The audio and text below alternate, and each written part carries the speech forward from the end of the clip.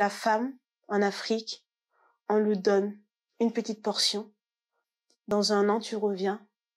C'est une dizaine, voire une vingtaine de familles qui vivent de cette portion.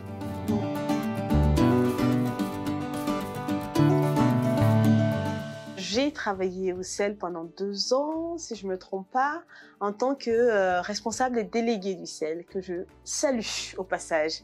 J'ai décidé de quitter mon poste au sel pour pouvoir servir au Burkina, parce que pour moi, ce que j'avais appris en France, ce que j'avais vu aussi au sel, je me suis dit, la jeunesse burkinabé, on devrait en fait se donner la main ensemble, parce que le développement de l'Afrique, moi je suis convaincue qu'on a une partition, la jeunesse a une partition à jouer auprès de nos États.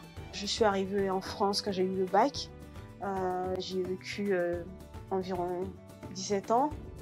De retour au Burkina, c'est vrai que il y a une vision qui est différente, parce que en France, la femme a un statut.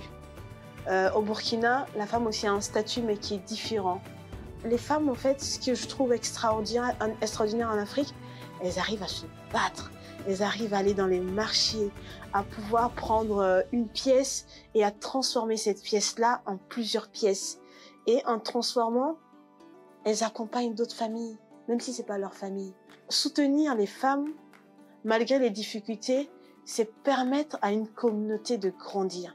C'est permettre à des enfants d'avoir, au fait, des exemples dans la société, et surtout de permettre à l'Afrique de se développer. Je pense que le développement de l'Afrique passe par sa jeunesse, par l'éducation et surtout par les braves femmes, qu'elles soient éduquées ou non éduquées. Moi, je pense que l'accompagnement où les bénéficiaires, même si elles sont dans le besoin ou même si on leur apporte des choses, il faut que les bénéficiaires participent. Parce que le fait de participer à sa manière, à un accompagnement, ça donne plus de niaque et ça permet au fait aux personnes de se dire « Ok, le partenaire m'accompagne, mais j'ai aussi ma partition à jouer ».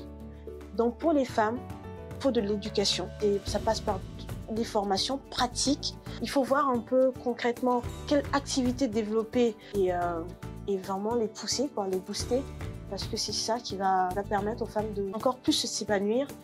Quand un partenaire regroupe des femmes dans des villages et leur explique qu'elles vont être accompagnées, déjà c'est un déclic parce qu'on s'intéresse à elles. Ça valorise la femme.